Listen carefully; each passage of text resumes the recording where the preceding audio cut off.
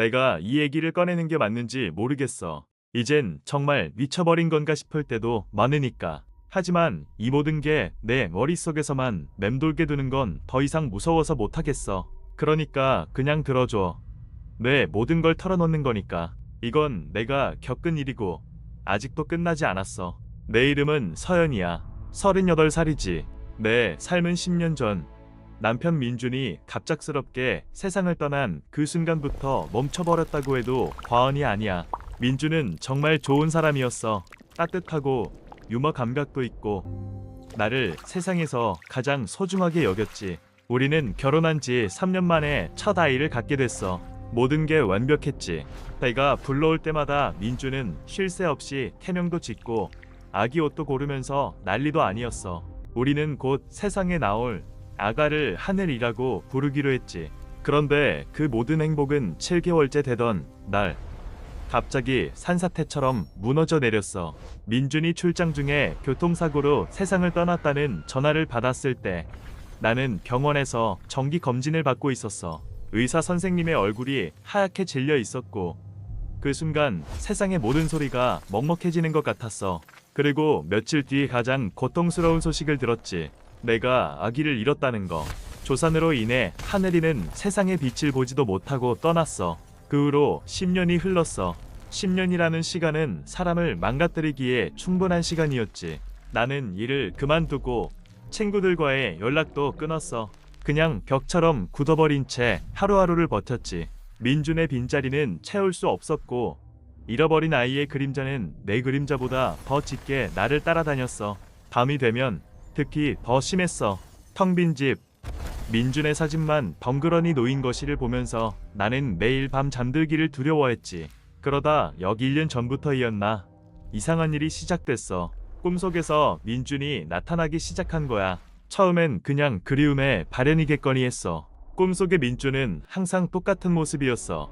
내가 처음 만났던 그때처럼 풋풋하고 나를 애틋하게 바라봤지. 하지만 그 꿈에는 항상 반복되는 섬뜩한 질문이 있었어. 서연아, 우리 아기 어디 갔어? 그 목소리는 꿈속인데도 너무나 선명하고 현실적이어서 잠에서 깨면 온몸에 땀이 식을 때까지 이불을 콱 쥐고 있어야 했어. 나는 대답할 수가 없었지. 꿈속에 나는 입이 떨어지지 않고 그저 눈물만 뚝뚝 흘릴 뿐이었어. 민주는 슬픈 눈으로 나를 바라보다가 내가 대답하지 못하면 점점 희미해져 사라졌어. 이 패턴은 수없이 반복됐어. 매일 밤 혹은 이틀에 한 번씩 민주는 찾아와 똑같은 질문을 던졌지. 그 질문은 나를 끊임없이 과거로 끌고 갔어. 10년 전의 죄책감, 잃어버린 아이에 대한 미안함, 그리고 민준을 지키지 못했다는 자책감까지. 나는 정신과 의사에게도 가봤지. 우울증과 PTSD 진단을 받고 수면제와 항불안제를 처방받았지만 약은 잠들게 할 뿐 꿈속의 민준을 막아주지는 못했어. 약 기운에 몽롱한 상태에서 꾸는 꿈은 오히려 더 생생하고 악몽 같았지. 시간이 흐르면서 꿈속의 분위기가 조금씩 달라지기 시작했어. 처음에는 민준 혼자 나타났는데 어느 순간부터인가 꿈속에서 나도 모르게 손을 배에 가져가고 있는 걸 발견했어. 나는 유산한 지 10년이 넘었고 그 후로도 다시 아이를 가질 엄두조차 내지 못했어. 내 몸은 마치 그 모든 것을 기억하지 못하는 것처럼 평평하고 텅 비어 있었지. 그런데 꿈속에서만은 달랐어. 나는 내 배를 감싸고 있었고 꿈속의 민주는 이제 더 이상 슬프게 묻지 않았어. 대신 눈빛이 간절해졌지. 서연아, 이제 돌아올 때 됐잖아. 우리 아기. 나는 늘 입을 열려고 했지만 목소리가 나오지 않았어. 10년 동안 내가 겪은 모든 슬픔과 고통이 그 한마디를 가로막고 있는 것 같았어. 이 꿈이 나를 미치게 하는 건 그가 나를 원망하는 것이 아니라 아직도 우리 사이에 무언가가 존재한다고 믿고 있다는 사실 때문이었어. 그리고 어제 모든 것이 바뀌어 버렸어. 어젯밤은 유난히 더웠어. 창문을 열어놨는데도 공기가 무거웠지. 나는 습관처럼 수면제를 반 알만 먹고 침대에 누웠어. 평소처럼 지친 몸을 이끌고 겨우 잠이 들었을 때 늘 그랬던 민준의 목소리가 귓가를 맴돌았지. 서연아, 나는 눈을 떴어. 아니, 꿈속에서 눈을 떴지. 주변은 희뿌옇고 안개 낀 듯 했지만 민주는 선명하게 내 앞에 서 있었어. 그는 평소와 다름없이 내 손을 잡았는데 그의 손이 전보다 훨씬 따뜻하게 느껴졌어. 왜 또 왔어? 민준아. 내가 겨우 쉰 목소리로 물었어. 민주는 대답 대신 조용히 내 배를 가리켰어. 나는 무의식적으로 내 배를 내려다봤어. 그리고 숨이 멎는 줄 알았어. 내 배가 분명히 불러 있었어. 평평하고 말랐던 내 배가 마치 임신 7개월쯤 된 것처럼 봉긋하게 솟아올라 있었지. 10년 동안 잊고 지냈던 그 감각. 뱃속에서 느껴지는 묵직하고 따뜻한 무게감. 나는 떨리는 손으로 그 부푼 곳을 조심스럽게 만져봤어. 피부는 매끄러웠고 정말로 아이가 자라고 있는 듯한 생생한 느낌이었지. 나는 혼란스러워서 눈물을 흘리며 민준을 쳐다봤어. 이게 어떻게 된 거야? 민준아, 이건 꿈이잖아. 그치? 민준은 웃었어. 그의 눈빛에는 더 이상 슬픔이나 간절함이 없었어. 그저 평화롭고 행복한 미소뿐이었지. 그는 내 손을 잡고 내 배 위에 올려주었어. 아니, 서연아, 이게 현실이야. 우리가 다시 함께 있는 현실. 바로 그 순간이었어. 내 뱃속에서 아주 작고 가느다란 하지만 너무나 명확한 속삭임이 들려왔어. 아빠, 곧 만날 거예요. 그 목소리, 정말이지. 내가 10년 전에 잃었던 그 아기의 목소리였어. 너무나 작고 사랑스러워서 심장이 찢겨나갈 것 같았지. 나는 그 소리에 완전히 얼어붙었고 민주는 그 모습을 보며 만족스러운 듯 고개를 끄덕였어. 봤지? 하늘이가 돌아왔어. 이제 너는 혼자가 아니야. 그 꿈은 너무나 현실적이어서 나는 깨어난 후에도 한참 동안 내 배를 두드리고 있었어. 새벽 4시쯤 나는 공포에 질려 벌떡 일어났지. 내 배는 평평해져 있었어. 다시 10년 전에 그 텅 빈 나로 돌아온 거야.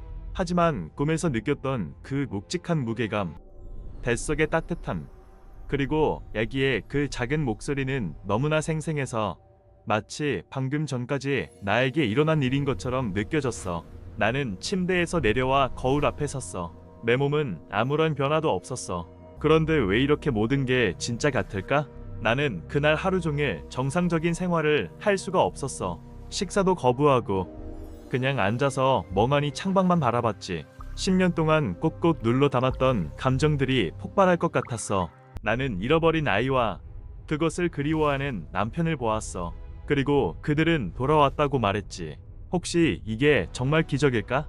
내가 너무 오랫동안 정신을 놓았나? 하지만 10년 전에 유산했다는 건 변하지 않는 사실이잖아.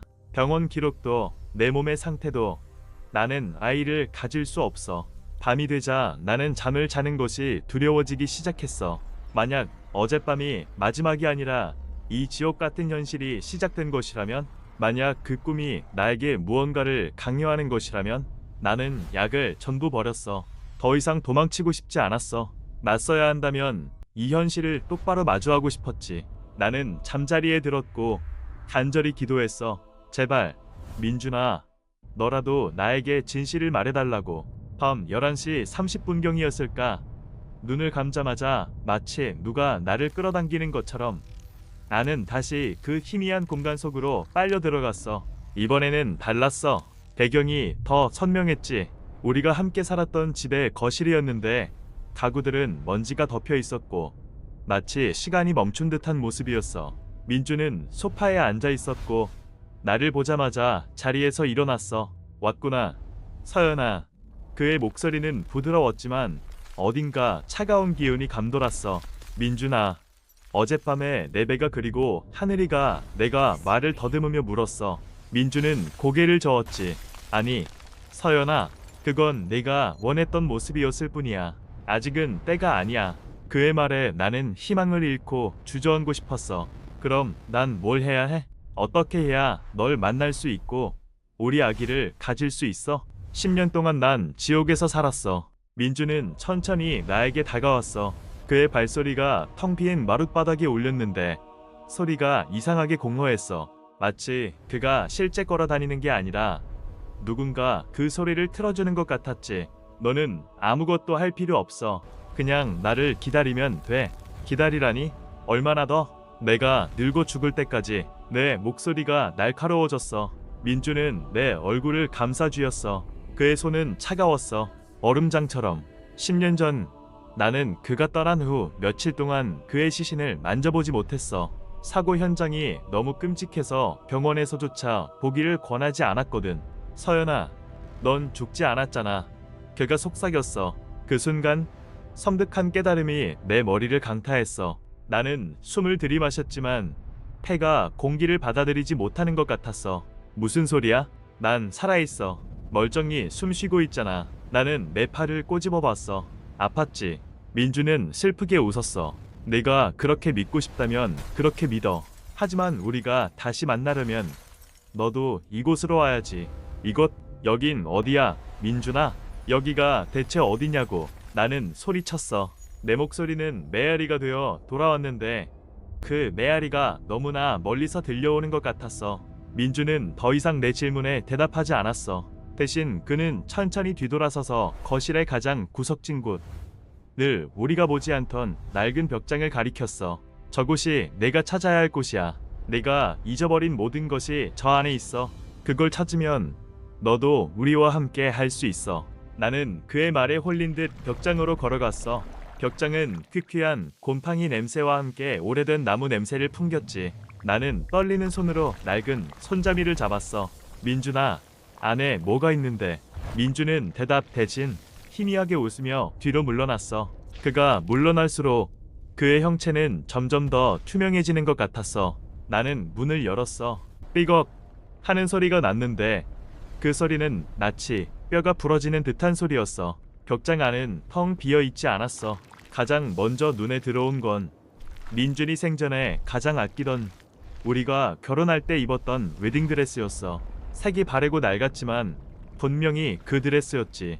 그 옆에는 내가 잃어버렸던 하늘이의 것으로 추정되는 작은 털실 양말 한 짝이 놓여 있었어. 그리고 그 아래에는 두꺼운 가죽으로 엮인 일기장 하나가 있었지.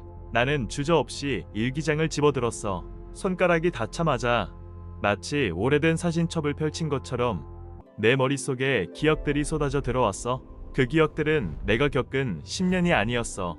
그건 내가 유산을 겪은 직후, 민준이 떠난 직후부터의 기억이었어. 나는 10년 동안 그 사고 직후에 죽어 있었던 거야. 병원에서 심장이 멎었다는 사실을 들었을 때 내 몸은 이미 산소 공급이 끊긴 상태였지. 의사들은 나를 살리기 위해 사력을 다했지만 결국 실패했어. 하지만 나의 영혼은, 내 의식은 민준을 따라갔던 거야. 이 꿈속 공간이 바로 내가 죽은 후 떠도는 영혼들의 공간이었던 거지. 내가 기억하는 지난 10년간의 현실은 사실 이 공간 속에서 내가 만들어낸 환영이었어. 나는 민준이 죽자마자 이승을 떠났고 내 의식은 민준의 영혼을 찾아 헤매다가 그가 있는 이곳에 갇혀버린 거였어. 일기장을 펼치자 가장 마지막 페이지에 굵은 글씨로 쓰여진 문구가 눈에 들어왔어. 서연이의 영혼을 이곳에 묶어두지 마십시오. 그녀는 아직 돌아가야 할 곳이 있습니다. 민준. 그 아래에는 내가 절대로 쓴 적 없는 필체로 서툰 글씨체가 또 적혀 있었어. 아빠, 엄마를 기다리고 있어요. 하늘. 나는 온몸에 피가 얼어붙는 것 같았지. 나는 10년 전 죽었고 이 공간에 갇혀 지내면서 내 무의식은 이 모든 것을 현실이라고 믿기 위해 필사적으로 가짜 현실을 만들어냈던 거야. 유산 후의 상실감과 죄책감을 잊기 위해 나는 매일 밤 민준을 만나고 아이가 살아있다는 환상을 만들어낸 거지. 하지만 어젯밤 그 환상이 너무나 강력해서 나는 잠시 현실을 보게 된 거였어. 서연아, 이제 알겠지. 민준의 목소리가 뒤에서 들려왔어. 나는 고개를 들었어. 민준은 이제 완전히 투명해져서 마치 햇빛에 비친 안개 같았어. 그는 더 이상 사람의 형상이 아니었어. 민준아, 난 죽은 거야. 내 목소리는 찢어질 듯 갈라졌어. 내 영혼은 이곳에 머물고 있어. 하지만 내 몸은 아직 세상에 누워있을 뿐이지. 우리는 여기서 계속 너를 기다렸어. 내가 이 모든 것을 깨닫고 네 영혼이 제자리를 찾을 때까지 나는 무너져 내렸어. 10년간 내가 겪었던 모든 고독과 슬픔이 사실은 내가 이미 죽은 상태에서 겪은 지독한 후유증이었다니. 나는 고통받았던 게 아니라 사실은 영혼의 감옥에 갇혀있던 거였어. 그럼 하늘이는, 우리 아기는 어디에 있는 거야? 어젯밤에 나한테 속삭였잖아. 나는 울부짖었어. 민준의 형체가 더욱 희미해지며 말했다. 하늘이는 네가 이 고통에서 벗어나기를 기다리고 있어.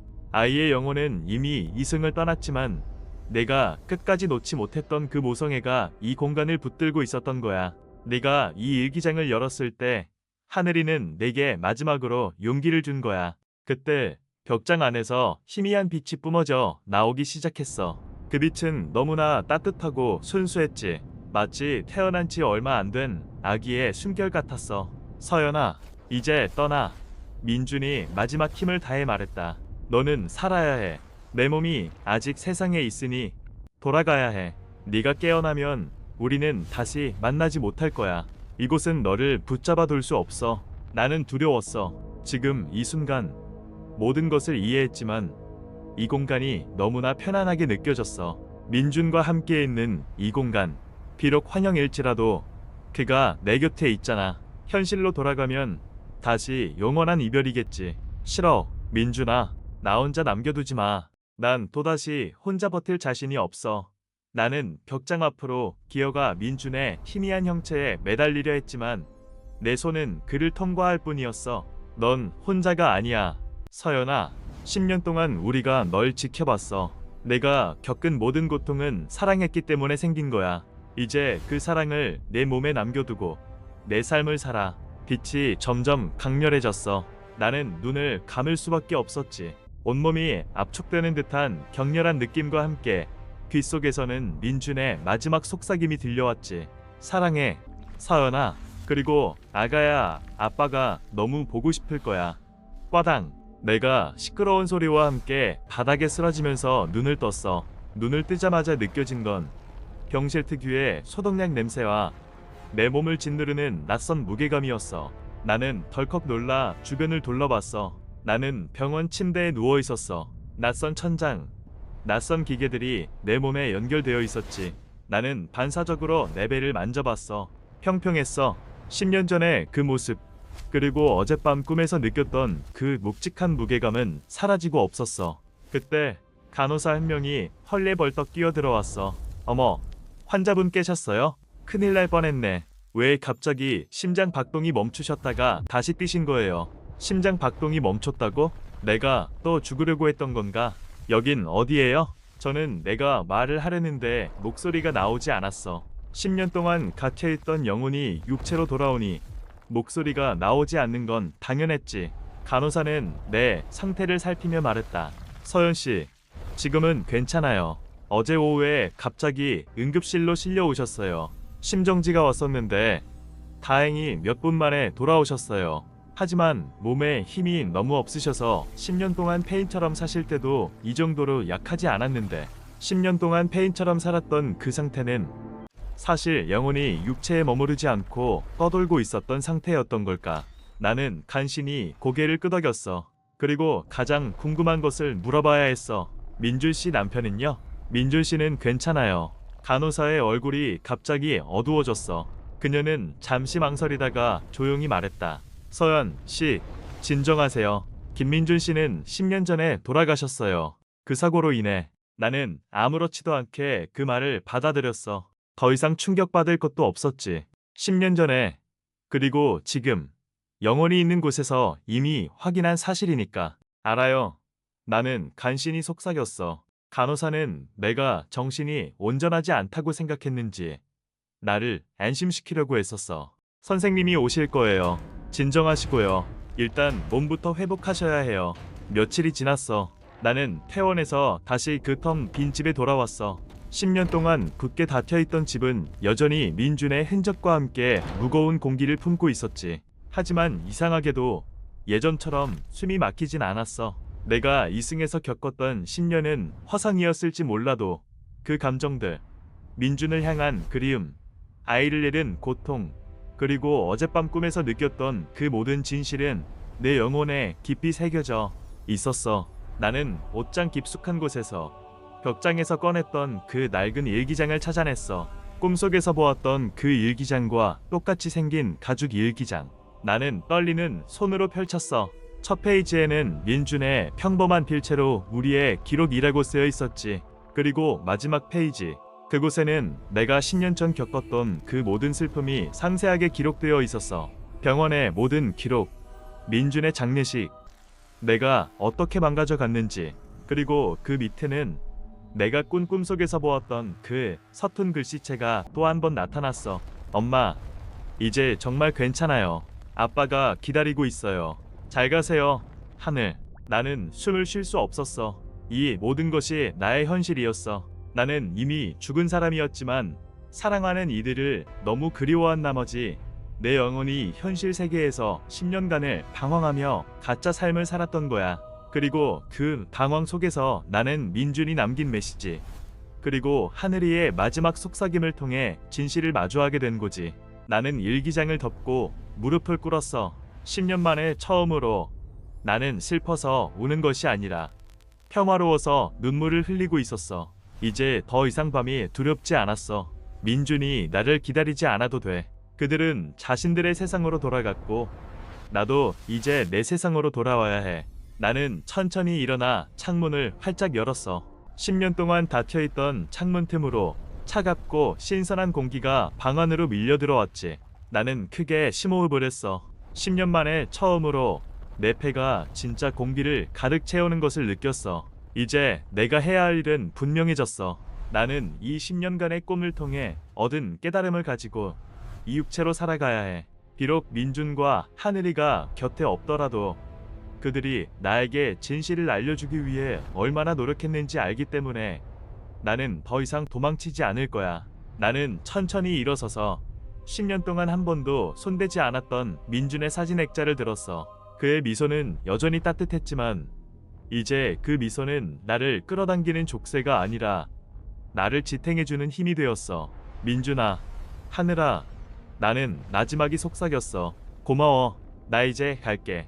그날 밤 나는 잠들기 전에 수면제를 먹지 않았어. 나는 따뜻한 차 한 잔을 마시고 민준과 하늘이의 사진을 보면서 편안하게 눈을 감았어. 꿈속에서 민준이 다시 나타나지 않았어. 그 대신 나는 아주 맑고 푸른 하늘을 보았어. 그 하늘 아래 내 곁에는 아무도 없었지만 나는 더 이상 외롭지 않았지.